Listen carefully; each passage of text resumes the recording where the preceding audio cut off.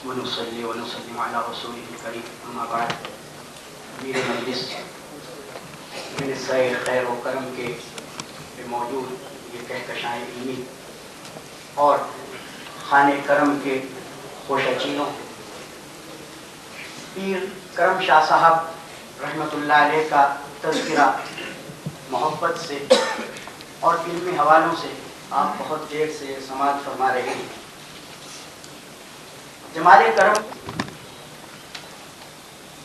کتاب پڑھنے کے بعد یا جن لوگوں نے ان کو دیکھا ہے اس کے بعد جو بات سمجھ میں آتی ہے وہ یہ کہ پیر صاحب رحمۃ اللہ علیہ ایک ادارہ تھے، ایک تحریک تھے اور ایک محرک تھے،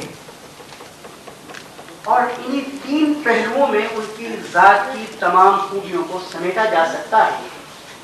اور ان کی ذات کی جو بلندی تھی وہ ایک اہل دل اور بیدار مغز صوفی تھے. میں نے انہیں سیال شریف میں دیکھا. احمد سادہ کرتا، سادہ کپڑے کی ٹوپی، ہاتھ میں رومال، بہت عقیدت اور تمکنت، ان دونوں چیزوں کو اکٹھا کرنا قریباً محال ہوتا ہے، لیکن اللہ نے اس شخص میں یہ جمع کی.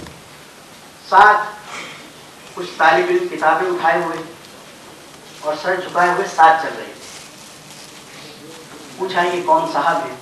تو معلوم ہوا کہ یہ پیر کرم شاہ صاحب ہیں، بیرا شریف سے آئے ہیں اور اس خانقاہ کے وہ خلیفہ ہیں.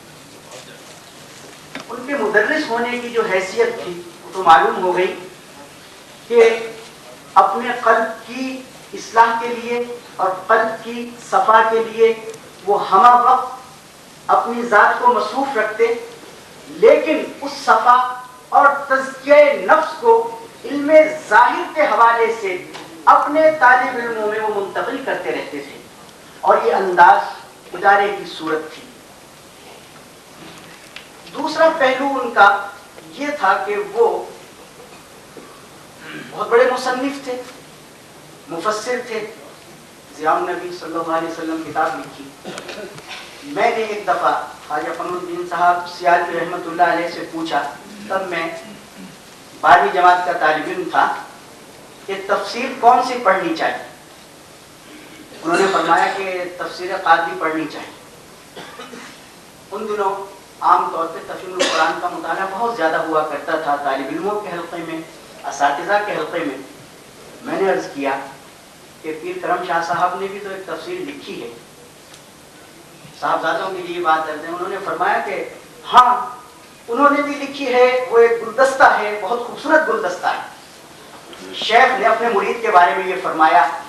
مریدوں کے لیے بھی یہ بات ہے. اب آپ کو تھوڑی سی بات یہ اچنبھا لگے گی، لیکن یہ بات چونکہ شیخ کی ہے تو میں نے جو اس سے استنباط کیا اپنی عقل کے مطابق وہ یہ ہے کہ اس وقت جو حالات تھے وہ ضروری تھا کہ وہ سرسر کی اور فضا میں بہت زیادہ بے بسی اور گھٹن سے حالات تھے تفسیری طور پہ، اور تصوف کو پیش کرنا، رسول اللہ صلی اللہ علیہ وسلم کی عظمت کے حوالے سے قرآن کی مطابقت پیدا کرنا یہ بہت مشکل کام تھا. تو اس گھٹن کی فضا میں محبت کا اور تصوف کا، محبت اور صفا کی خوشبو کو بکھیرنا یہ پیر کرم شاہ صاحب رحمۃ اللہ علیہ کا حصہ تھا اللہ تعالیٰ کی طرف سے. وہ گلدستہ انہوں نے بنایا. اب ضروری ہے صاحبزادگان کے لیے اور شاگردوں کے لیے کہ اس گلدستے کو چمن میں تبدیل کر دیں.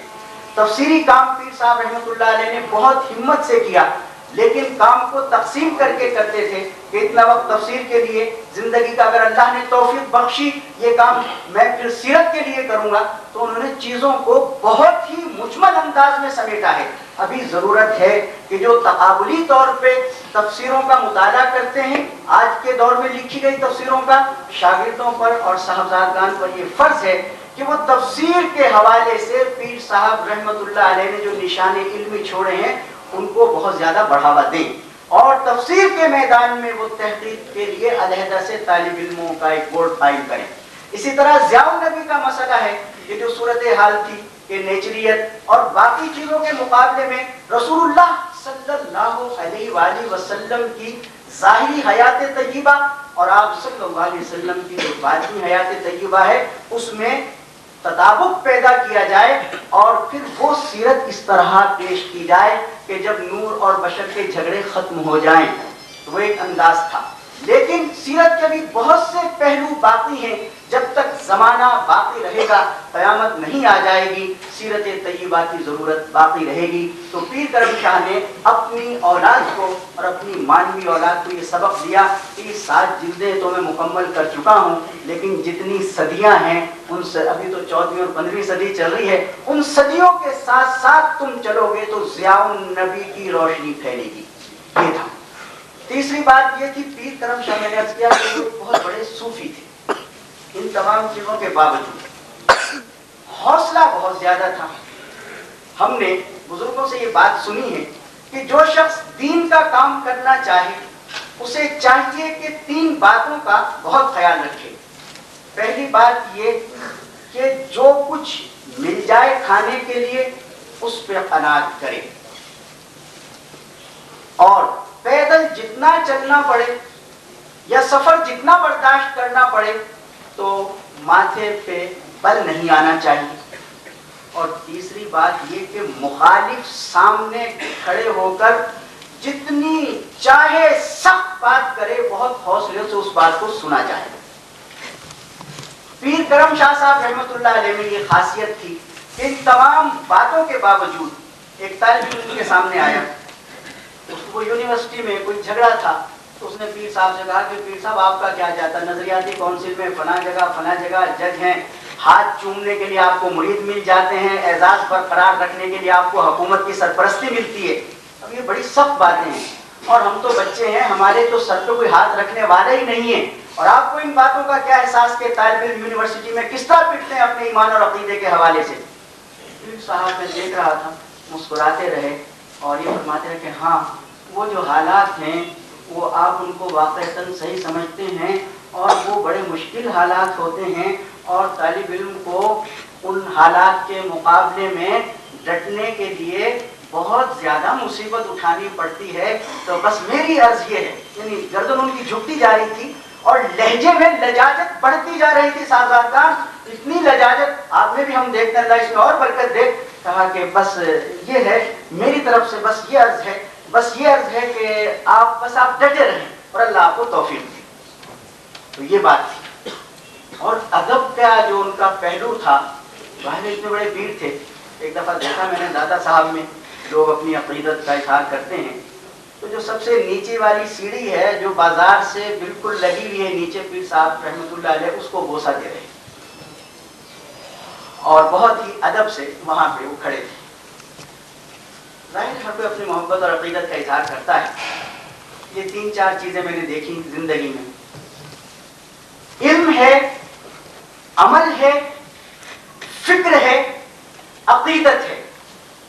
4 چیزوں کو اکٹھا لے کے چلنا، اور پھر اس پہ ترا یہ کہ عجز و انکساری ہے ان لوگوں کے ساتھ کہ جو کسی کھاتے میں نہیں آتے. چشتی بزرگوں سے جو انہوں نے سیکھا تھا کہ اس طرح ہو، کہیں سورج بن کے رہو، کہیں چاند بن کے رہو، کہیں دریا، کسی خاصیت تمہارے میں پیدا ہونی چاہیے. پیر کرم شاہ اتنا بڑا ادارہ. اب اس کے بعد بچے نے انہیں خط لکھا کہ یہ ہے وہ ہے، فلاں مسلک کے لوگ ایسا کرتے ہیں ویسا کرتے ہیں، آپ کیا کرتے ہیں؟ انہوں نے جواب میں لکھا کہ میں تو کچھ بھی نہیں کرتا. 200 سال سے ہند کے میخانے بند ہو چکے ہیں، میں کوشش کر رہا ہوں کہ کسی طرح کسی بھی میخانے کا دروازہ کھول دوں. تو وہ بند میخانوں کو کھولنا چاہتے تھے، یعنی وہ یہ چاہتے تھے کہ اسی خانقاہ کا رواج ہو جو خواجہ معین الدین چشتی رحمۃ اللہ علیہ، اسی خانقاہ کا رواج ہو جو خواجہ نظام الدین اولیاء رحمۃ اللہ علیہ کی تھی، اور دین کا احیاء اسی درجے میں ہونا چاہیے جو محی الحق والدین حضور سیدنا غوث پاک رحمۃ اللہ تعالی علیہ نے جس انداز میں فرمایا تھا کہ صبح کو جاتے حضور غوث پاک رحمۃ اللہ علیہ محلے کے بچوں کے کھانے کی چھوٹی چھوٹی چیزیں بھی لا کے دیا کرتے تھے، اور مسترشدین کی تربیت کا اہتمام بھی فرماتے. اور ظاہری علوم میں ابتدا سے لے کے انتہا درجے کی کتابوں کا درس بھی دیا کرتے، اور پھر حکمرانوں کے سامنے ایسے ڈٹتے کہ جس کی مثال نظر نہیں آتی۔ تو وہ یہ چاہتے تھے کہ اس طرح کا نظام تربیت لوٹے۔ پیر صاحب کے پاس بہت ہی کم وقت تھا کہ وہ تربیت کے اس نظام کو بھرپور انداز سے قائم کر دیتے۔ جتنا کچھ ہو سکا، قرآن، حدیث، تفسیر، فقہ، ابھی بتا رہے تھے لفظ حسنین صاحب، سب کچھ کیا، لیکن وقت نے انہیں اتنی مہلت نہیں دی کہ وہ ایک بڑی خانقاہ اس طرز کی قائم کر جاتے کہ جیسے ان کے اکابر نے ہندوستان میں انقلاب کے لیے قائم کی۔ آپ لوگوں سے بس یہی عرض ہے کہ پیر کرم شاہ صاحب کی صفات پہ غور کرنے کے بعد ان کی ذات اور ان کے فکر کے منشا میں اترنے کی کوشش کیجیے۔ ہیرا شریف سے پڑھے لکھے لڑکے آتے ہیں، بہت خوشی ہوتی ہے دیکھ کے، بس کہیں کہیں تشنگی یہ محسوس ہوتی ہے، اس میں استاد کا قصور نہیں ہے، وقت کی قلت تھی کہ پیر صاحب قبلہ آپ ایک خانقاہی نظام ان کی ذات کی تعلیمات کی روشنی میں وہاں پہ قائم کر دیجئے۔